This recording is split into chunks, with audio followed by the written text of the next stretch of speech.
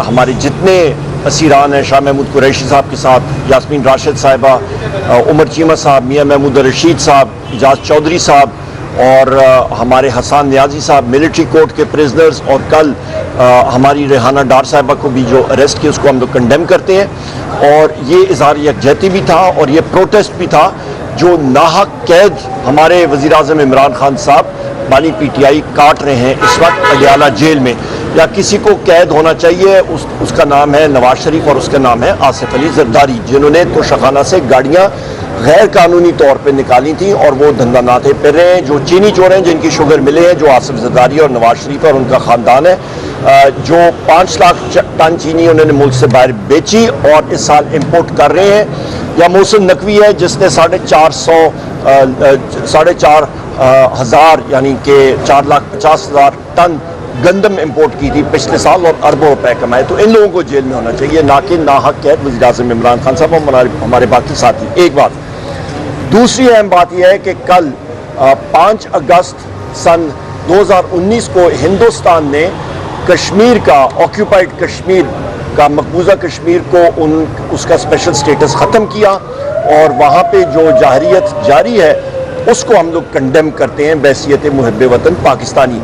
अलमिया सिर्फ यहाँ पे आता है कि जहाँ पे पाकिस्तान तहरीक इंसाफ का पुरअमन एहतजाज होता है तो दिल दुखता है कि हम लोग देखते हैं कि हमारे वर्कर्स पे, हमारे साथियों पे टीयर गैस शेलिंग हो रही होती है, लाठीचार्ज हो रही होती है, घसीट रहे होते हैं और लोगों को प्रिजन वैन्स के अंदर डाल रहे होते हैं। जिस तरह के मकबूजा कश्मीर में भी यही हमें नज़ारे मिलने को मिलते हैं, यही सीन वहाँ पे रिपीट होती है। इस चीज़ को हम लोग कंडेम करते हैं। तीसरी इम्पॉर्टेंट चीज़ जिसके लिए आज हम लोग यहाँ पे खड़े हैं, फिर शायद भाई भी बात करेंगे, कि इस वक्त आप पाकिस्तान में देखें, हाल देखें असेंबलियों का, कि अपोजिशन लीडर कौमी assembly, opposition leader senate Shibli Faraz साहब, अपोजिशन लीडर आपके अहमद खान बचर साहब पंजाब असम्बली, पार्लियामेंट्री लीडर साहिबा नेशनल असम्बली जरताज गुल साहिबा, हमारे राय हसन नवाज साहब, हमारे और बहुत सारे साथी, हमारे साहबजादा हामिद रज़ा साहब जो सुन्नी इत्तेहाद काउंसिल के चेयरमैन भी हैं, और हमारे कौमी असम्बली के बाकी साथी और MPs, उनको एक फिक्टिशियस और बोगस केस, फैसलाबाद के केस में नाअहल किया। वहाँ पे उनको सज़ा हुई, हम सारों को 10-10 साल सज़ा हुई है। एक चीज़ आप ये अंदाज़ा लगा लें, ये वही केस है और वही गवाहान है जिसको सरगोदा के एंटी टेररिस्ट जज ने पिछले साल अपनी जजमेंट में डिक्लेयर किया था कि ये 3 गवाहान जो हैं पुलिस के और सरकार के, ये झूठ बोल रहे हैं और इनके बिना पे कोई कन्विक्शन या सज़ा नहीं हो सकती, और उन्होंने वो केस खारिज कर दिया था और हमें बरी किया था उस केस में। तो एक मुल्क में 2 कवानीन नहीं हो सकते कि एक ATC जज बरी कर रहा है, दूसरा ATC जज जो शेख जावेद इकबाल साहब हैं, उन्होंने हमें इसमें सज़ा दी, गलत किया। और मज़े की बात यह है कि उन गवाहान ने हमारा नाम तक नहीं लिया, मतलब आपको गवाही में उन्होंने हमारे नाम नहीं लिया और फिर भी हमें उस पर अंदर डाल दिया। तीसरी अहम बात यह है इसी केस के हवाले से कि मैंने जज के खिलाफ, मैंने high court, chief justice high court को ख़त लिखा और अपने वकील विड्रॉ किए, क्योंकि मेरे वकील साहब डॉक्टर बाबर अवान साहब को जरा करने का मौका भी नहीं दिया, क्योंकि उस दिन वो सुप्रीम कोर्ट में थे। और इसी जावेद इकबाल शेख साहब ने, ATC के जज ने, एक सरकारी वकील वहाँ पे खड़ा करके तो जरा कराई और लिख दिया। और फिर सोने पे सुहागा उन्होंने जो 342 का बयान होता है, जो कि आपके एक जो अक्यूज्ड होता है वो अपने दिफा में देता होता है, उसने, मैंने जब लिखा और अपने वकीलों से वो राइट ले लिया, उनके वकालतनामे कैंसिल किए, उसने सरकार का वकील खड़ा करके मेरे बहाफ पे वहाँ पे वो ये मतलब स्टेटमेंट दे रहा है, बयान दे रहा था, जो बिल्कुल गलत है। जिस बारे में वो बात कर रहे हैं कि जी 7 मई को कोई साजिश हुई थी सन 2023 को और 5 मई को हुई थी। 5 मई को तो मैं हरीपुर था, वो सारे एविडेंसेस हैं। 7 मई को मेरे मरहूम वालिद गौहर खान साहब की तबीयत नासाज थी, उस वक्त उनकी तबीयत काफ़ी ख़राब रहने लगी और उनको खाने पीने में दिक्कत आ रही थी। तो उस दिन मैंने सुबह का नाश्ता, दोपहर का खाना और रात का खाना अपने हाथों से उनको खिलाया था। उसके बाद वो नवंबर में उनका इंतकाल भी हो गया था। अल्लाह ताला उनका दूसरा जहान को गुलजार करे। तो लिहाजा ये वो हक़ाइक़ हैं जो कि इस जज ने देखे नहीं, और वो केस इस वक्त भी कंटेम्प्ट जो उसके खिलाफ मैंने किया था कि जी ये राइट और ये मेरे केस के ऊपर सुनवाई नहीं कर सकते हैं क्योंकि इन्होंने अपना माइंड अप्लाई कर दिया है किस्म का, वो लाहौर हाई कोर्ट में। इसके अलावा आज मैं पेशावर हाई कोर्ट को मैं उनका शुक्रिया अदा करता हूँ। जब भी होता है यहाँ पे निस्बतन अदलिया अल्हम्दुलिल्लाह बेहतर आज़ाद भी है, तो यहाँ पे कल उन्होंने जो ट्रांजिट बेल है 3 दिन की वो दी है कि मुझे अरेस्ट ना किया जाए, क्योंकि मुतअद्दिद जगहों में मेरे जो नॉन प्रोसिक्यूशन की वजह से मुझे अलाउ नहीं किया कि मैं अदालत के अंदर जा भी सकूं, तो वो केस उन्होंने साइड पे कर दिया, खारिज कर दिया बेल्स का। और कई जगहों में मेरे अरेस्ट वारंट्स निकले हुए हैं, तो कोर्ट तक रसाई कि मैं अपनी अपील दायर कर सकूं, तो वो उन्होंने दी है 3 दिन की 8 तारीख तक। और आज जो इलेक्शन कमीशन ने इतनी फुर्तियाँ दिखाई थी कि प्रोसीजर फॉलो किए बगैर उन्होंने जाके मुझे डी नोटिफाई कर दिया, तो लिहाजा उसके खिलाफ भी आज हम लोग पेशावर हाई कोर्ट की अदालत में आए। और जो अब्दुल लतीफ़ चित्राली साहब का ऑर्डर था वही मेरे केस पे उन्होंने ऑर्डर और शिबली फराज साहब के ऑर्डर में मतलब उनके लिए ऑर्डर किया। और उन्होंने कहा कि जो ये इलेक्शन प्रोसेस है उसको उन्होंने एक किस्म का स्टे कर दिया जब तक ये इसकी समाअत जो है वो मुकम्मल नहीं होती। तो ये वो हक़ाइक़ हैं। यहाँ पे पाकिस्तान में लोग कहते हैं जी सरमायाकारी आए, कैसे सरमायाकारी आएगी, कहाँ से आएगी?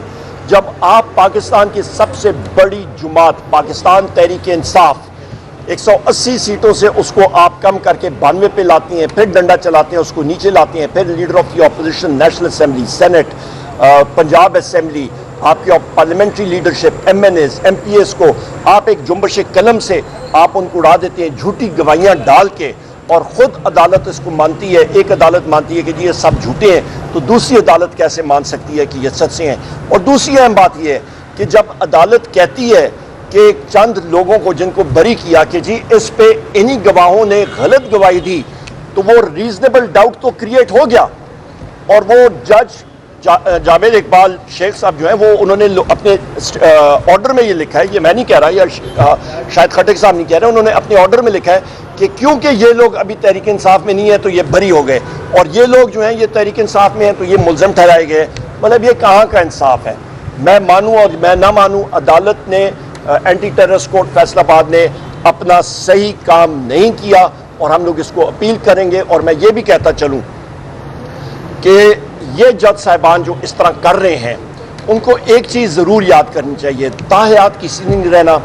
एक दिन उनकी चारपाई, उनकी मैयत उठा रहे होंगे उनके लवाइकीन, और उनके जो दिलों में उनके लवाइकीन की, उनके लिए जो उनके अजीज़ इस दुनिया से चले गए होंगे, जो जज साहिबान हैं आज और गलत फैसले कर रहे हैं, उनके दिलों में उनके लिए कोई इज्जत नहीं होगी। वो सोच रहे होंगे कि इस चारपाई पे जो मैयत है इसको हम लोग कब्र में दफना के कितने जल्दी इन पर मिट्टी डाल के तो आगे इनका जो एसेट्स हैं या उनका बंटवारा है जायदादों का वो करें।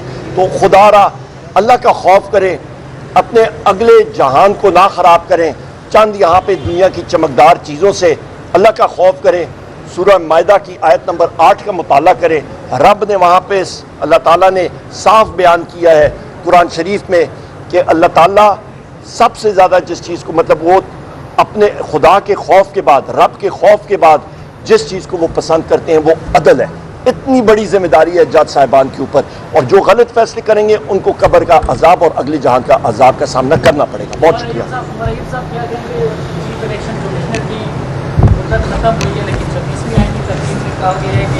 जब तक नया नहीं आएगा तो आप लोगों ने मुशावरत भी की, इनाम भी दिए थे, उसकी अपॉइंटमेंट में क्या बना हो? देखें जी, सबसे बड़ा अच्छा सवाल है आपका।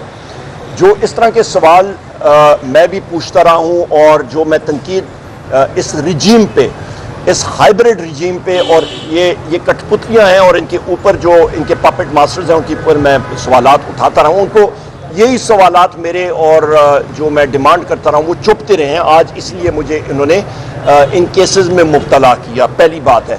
दूसरी बात, आपने चीफ इलेक्शन कमिश्नर और उनके 2 मेंबरान के हवाले से बात की है। बिल्कुल, मैंने स्पीकर को भी ख़त लिखा, और यहाँ पे मैं ये भी कहता चलूँ कि सरदार अयाज सादिक का रोल नहायत मनफी रहा है और अभी भी है, और वो कोई इंडिपेंडेंट स्पीकर के तौर पे नहीं काम कर रहा, वो एक कठपुतली बन के काम कर रहा है। उसको एक ज़माने में बड़े अच्छे हमारे ताल्लुकात होते थे, पर वो ठीक नहीं रहे हैं। क्यों? क्योंकि उसने मेरे कॉलीग्स को, हमारे MNAs को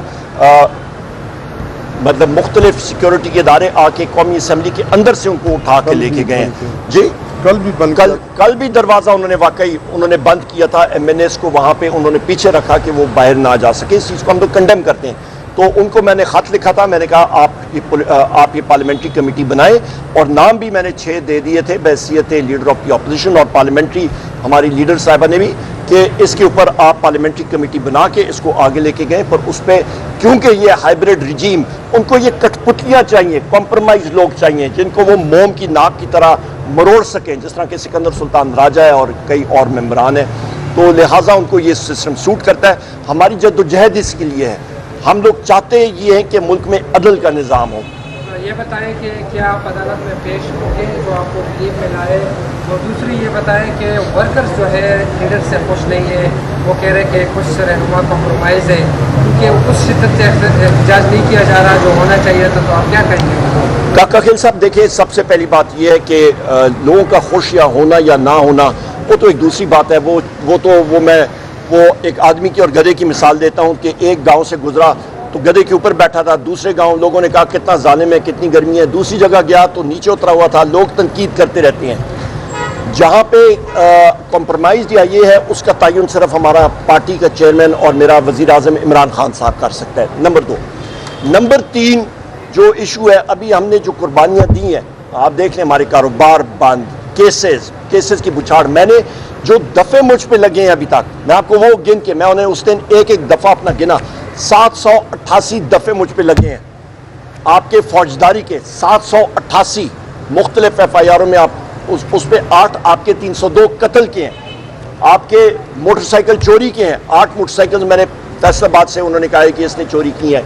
टैक्सिला में उन्होंने कहा जी कि ट्रक का शीशा तोड़ के, ट्रक मैंने चोरी नहीं किया, उसके अंदर बिस्किट जो पड़े थे वो मुझ पर उन्होंने डाल दिए कि मैंने ट्रक के अंदर से बिस्किट चोरी की है। उसकी भी बेल यहाँ से मैंने पेशावर हाई कोर्ट, किसी हाई कोर्ट से कराई है। ये शायद खटक साहब है, इनके ऊपर 26 नवंबर की FIRs हैं। तो हम लोगों के ऊपर जितना आप सोच सकते हैं, यही अलमिया है कि आप देखें कि इकोनॉमिस्ट जो जरीदा है, जिसको सारे बिजनेसमैन पढ़ते हैं और इंटेलेक्चुअल्स पढ़ते हैं, उसने पाकिस्तान में रूल ऑफ लॉ में, ट्रांसपेरेंसी में और गवर्नेंस में और डेमोक्रेसी में हमें बिल्कुल बॉटम मतलब मार्क्स दिए हैं, फेलिंग मार्क्स दिए हैं। तो जब वो चीज़ें ये इन्वेस्टर्स और लोग देखते हैं, वो कौन आके पाकिस्तान में इन्वेस्ट करेगा? साहब, कल जो PTI का एहतजाज था, वो हुकूमत से लोग पहले भी नाराज थे। जिस तरह गुजरात है तो एहतजाज खत्म किया, अफसर कानून ने एहतजाज भी किया है, क्या कहेंगे उस हवाले से? दूसरा सवाल मेरा थोड़ा हट के है, मौलाना फजल रहमान ने कल नवाज शरीफ से रब्ता किया है, क्या वो उनके साथ मौलाना साहब और नवाज शरीफ या शहबाज शरीफ के बारे में तो मैं नहीं कह सकता, उनकी मीटिंग में यहीं पे मसरूफ़ था। पर ये एहतजाज एक दिन का ही एहतजाज था, और जब एहतजाज या लंबा करना होगा वो लीडरशिप डिसाइड करेगी, पार्टी हमें अहकामात देगी और हम लोग करेंगे। वर्कर हैं, ये भी वर्कर है, मैं भी वर्कर हूँ, हर जगह पे हम लोग सामने फोर फ्रंट पे रहे। सबसे बड़ा आप देखें प्रोटेस्ट यहाँ पे हुआ है, पेशावर में हुआ है, उसकी कोई मिसाल नहीं मिलती। घंटों लोग आए इस गर्मी में, तो पंजाब में लोग निकले। मैं फिर रिपीट करता हूँ कि आप विजुअल्स देखें कि मकबूजा कश्मीर में हिंदुस्तान की जो सिक्योरिटी फोर्सेस हैं वो कश्मीरी मुसलमानों के ऊपर फायरिंग, टीयर गैस शेलिंग कर रही है, और यहाँ पे पंजाब पुलिस और बाकी लोग हमारे निहत्ते लोगों पे टीयर गैस शेलिंग कर रही है और डंडे मार रही है। और रेहाना डार साहिबा को जिस तरह, उस एजेड खातून को उन्होंने जिस तरह घसीट के अंदर डाला प्रिजन वैन के, कंडेम मैं करता हूँ। शर्म आनी चाहिए इन लोगों को। एतराज़ कर रहे हैं सूबाई हुकूमत में कि एक तरफ ये ऑपरेशन की मंजूरी देते हैं और दूसरी तरफ हमारे साथ जलसों में शरीक होते हैं, तो क्या सूबाई हुकूमत की मर्जी से ये ऑपरेशन हो रहे हैं खैबर? बड़ा अच्छा सवाल है आपका। ये अपोजिशन पार्टी जो खैबर पख्तूनख्वा में है, ये तो खैराती पार्टी हैं। इनको तो वो टॉस वाली, और इनको तो खैरात में वो सीटें दी गई हैं। जो पाकिस्तान तहरीक इंसाफ की सीटें थी वो इनको खैरात में दी गई हैं। तो खैराती पार्टी का क्या, इनका ये हमारे साथ मुकाबला करे ना, इनकी तो हैसियत ही कोई नहीं, इनकी तो बात कोई वो मैं करता नहीं। और जो गवर्नर यहाँ पे बैठा है उसको कहें पहले अपनी सीट अली अमीन खान से या फैसल अमीन खान से जीत के दिखाए, बात की बातें बाद में। सिंध में जो कनाल्स का इशू उठा था वो हमने उठाया था, 6 कनाल्स का, जिसकी इजाजत आसिफ अली जरदारी ने 8 जुलाई को दी थी 2024 को। तो चीनी का स्कैंडल, गंदम का स्कैंडल, महंगाई का स्कैंडल, ये सारी चीज़ें हम लोग जब सामने लाते हैं और फिर जिस वक्त पाकिस्तान इंडिया की जंग छिड़ती है तो शहबाज शरीफ को हम लोग बार कहते रहे कि पहले स्ट्राइक करो, जिस तरह के वजीर आजम इमरान खान साहब ने हिंदुस्तान पे हमला किया। उन्होंने कहा था मैं सोचूंगा बाद में पैरेवाल करूंगा। 4-5 दिन वो शख्स पता नहीं स्विमिंग अपने स्विमिंग पूल में करता रहा, काम उसने 0/0 ही किया। उमर अयूब साहब क्या कहेंगे, चीफ जस्टिस को आपने एक लेटर लिखा था मुलाकात, उसमें क्या पेशरफ्त हुई, मुलाकात हुई और उनके साथ मसाइल वगैरह डिस्कस हो? जी ये बड़ा बहुत अच्छा सवाल है आपका। देखिए चीफ जस्टिस साहब को पिछले हफ्ते मैंने एक खत लिखा था और उनकी मुझे मंगल के दिन उनके स्टाफ में से एक साहब ने मुझे कॉल की कि जी चीफ जस्टिस साहब आपसे 2 बजे मिलना चाहते हैं। मैं इस रहा है कि मेरे खिलाफ और शिबली फराज साहब के खिलाफ तो कन्विक्शंस होंगी, वो पहले बता दिया था हमने, क्योंकि नजर आ रहा था जिस तरह के वो कोर्ट ट्रायल शेख जावेद इकबाल जज ATC कर रहे थे, वो तो लिखी हुई जजमेंट उनको कहीं से आ गई थी तो उन्होंने पढ़ के सुना दिया, अल्लाह खैर सलाह। तो लिहाजा उन्होंने कहा हम लोग जब पेशावर में मिलेंगे तो इसका मतलब क्या है कि चीफ जस्टिस ऑफ पाकिस्तान हमारे लिए बहुत मोहतरम है और एहतराम भी जुडिशरी का करना चाहिए, पर इसका मतलब ये है कि वो रिट अपनी जो है वो इम्पोज नहीं कर सकते, उसको क्या कहते हैं इनेबल उसको मतलब मनवा नहीं सकते हैं, गारंटी नहीं दे सकते हैं कि जी इस शख्स को जो 2 लीडर ऑफ द ऑपोजिशन है उनको कोई अरेस्ट नहीं करेगा। ये जिस वक्त मुल्क में मसला आ जाए कि चीफ जस्टिस ऑफ पाकिस्तान के ऊपर भी कोई ऐसी ताकतें ऐसी कुव्वतें हैं कि वो कहें कि जी हम लोग मानते नहीं है, जो मर्जी आप ऑर्डर करें हम लोग नहीं मानते हैं। इफ्तिखार चौधरी साहब के बारे में लोग बहुत कुछ कहते होंगे, पर एक बात है उनकी, वो अपनी, ये मेरे वकील साहब हमारे सीनियर वकील साहब साहब मौजूद है, वो अपनी रेट मनवाते थे, लोगों को वहाँ पे कटेड़े में खड़ा करते थे। लिहाजा ये वो हक़ाइक़ हैं जो आपके सामने मैं रखना चाहता हूँ। अयूब साहब ये आखिरी सवाल है, क्लैरिफिकेशन भी है, यहाँ पे PTI की क़यादत जो है पूरे पाकिस्तान में निकल रही है और इमरान खान की आज़ादी के लिए, लेकिन दूसरी जो जानिब जो है वो एक सवाल उठ रहा है कि उसका बेहतर कासम जो है उनका मैं इमरान खान की लिए लाभ करता आज़ादी के लिए उस वक्त मुझे लगता है कि वो इसमें अपना किरदार अदा करे, इस पर ज़्यादा क्लैरिफिकेशन है। देखिए जी यहाँ पे मैं ये बात करूँगा, मरहूमा बेनज़ीर भुट्टो साहिबा और उनकी पार्टी पाकिस्तान पीपल्स पार्टी, उन्होंने बाकायदा लॉबियस्ट हायर किए थे अमेरिका में अपने हकूक़ के लिए, क्योंकि आप माने या ना माने वो एक पावर सेंटर है, बरतानिया भी यही है और आपके मुख्तलिफ ममालिक हैं। मुस्लिम लीग नून की लीडरशिप कहाँ पे गई थी, वो वहाँ पे सऊदी अरब में जाके सहूर पैलेस था, वहाँ पे वो मुकीम थे। सहूर पैलेस किसने दिया था, वो किराए पे तो नहीं लिया था ना, उन्होंने किसी ने उनको दिया था रहने के लिए। आपने जिंदाल का नाम सुना है, सचल जिंदाल, उनके मरासिब जो है वो कहाँ से हुए, उनकी स्टील मिलें किसने कहाँ पे लगाई, आपकी सऊदी अरब में कौन पार्टनर था इनका। जब ये पाकिस्तान हिंदुस्तान की अभी जंग हुई है, मुझे शरीफ खानदान का, नवाज शरीफ का, शहबाज शरीफ का, मरियम नवाज का, हुसैन का, हसन का, किसी भी अंडा बच्चा शरीफ फैमिली का उसकी एक स्टेटमेंट मोदी के खिलाफ या हिंदुस्तान के खिलाफ इस जंग के दौरान मुझे एक बता दें। हम तो रोजाना ट्वीट्स कर रहे थे, रोजाना बयान दे रहे थे, मुझे डबल निमोनिया था, अस्पताल के बेड से ऑक्सीजन लगी थी, वहां से मैं बात कर रहा था, ट्वीट्स कर रहा था, बयान दे रहा था, उनमें से एक शख्स ने भी कोई बयान कहीं पे दिया हो।